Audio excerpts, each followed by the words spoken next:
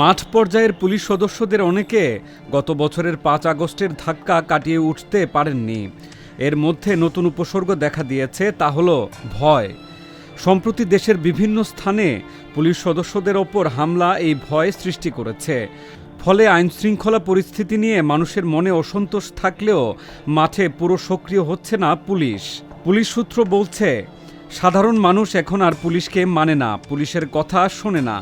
হাতে অস্ত্র থাকলেও ব্যবহার নিয়ে রয়েছে জটিলতা। তাই অপরাধী বা অপরাধের তথ্য পেলেও অভিযানে যেতে আগে পরে অনেক ভাবতে হচ্ছে। পরিস্থিতির সুযোগ নিয়ে পুলিশের ওপর হামলা করছে অপরাধীরা। এটি মানসিক চাপ সৃষ্টি করছে।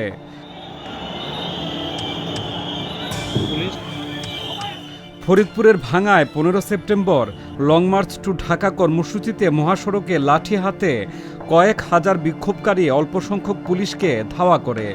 পুলিশ সদস্যরা আশ্রয় নেন ভাঙ্গা মডেল মসজিদে। তাদের অনেকের তখন গত বছরের ৫ আগস্টের কথা মনে পড়েছিল। পুলিশ সদর দপ্তরের তথ্য অনুযায়ী ওই সময় সারা দেশে ৪৩ জন পুলিশ সদস্য নিহত হন।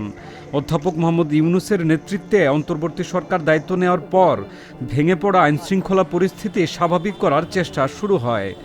পুলিশ আবার দায়িত্বে ফেরে, কিন্তু ১ বছর পরও মাঠের পুলিশ সদস্যদের ভয় কাটেনি।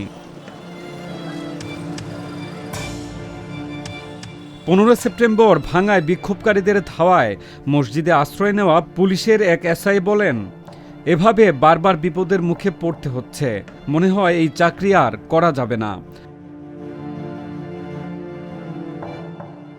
ঢাকা মহানগর পুলিশের গুলশান বিভাগের এক কর্মকর্তা নাম প্রকাশ না করার শর্তে বলেন, মানুষ এখন পুলিশের কথা শুনছে না।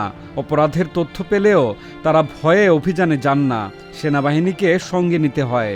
জানতে চাইলে আইজি বাহারুল আলম পুলিশ সদস্যদের মধ্যে এমন অবস্থার বিষয়টি স্বীকার করেন। তিনি বলেন, পুলিশের মনোবল ফেরাতে সর্বোচ্চ চেষ্টা চলছে, তবে এটাও ঠিক, মাঠের বাস্তবতায় কোথাও কোথাও পরিবেশ এখনও ঠিক হয়নি। পুলিশের অভ্যন্তরীণ এক প্রতিবেদনে দেখা যায়, সভা সমাবেশের দায়িত্ব পালনে আগ্রহ কমেছে প্রায় ৩২% সদস্যের। তারা নানা অজুহাতে দায়িত্ব এড়িয়ে চলেন। এক জরিপে অংশ নেওয়া ৯৮% পুলিশ সদস্য জানান তারা মানসিক চাপে আছেন। ৯৫% মনে করেন নিয়মিত কাউন্সেলিং প্রয়োজন। সম্প্রতি ঢাকা বিশ্ববিদ্যালয়, গাবতলী, টঙ্গী, খুলনা ও রাজশাহীতে শান্তিপূর্ণ মিছিল হলেও সংশ্লিষ্ট থানাগুলো একা দায়িত্ব নিতে রাজি হয়নি। অতিরিক্ত ফোর্স ডাকতে হয়েছে। কোথাও কোথাও থানা পুলিশ সরে দাঁড়ালে ডিবি ও র্যাব গিয়ে পরিস্থিতি নিয়ন্ত্রণে আনে। পুলিশ সদর দপ্তর মানসিক স্বাস্থ্য নিয়ে কিছু প্রশিক্ষণ ও কাউন্সেলিং সেশন শুরু করেছে।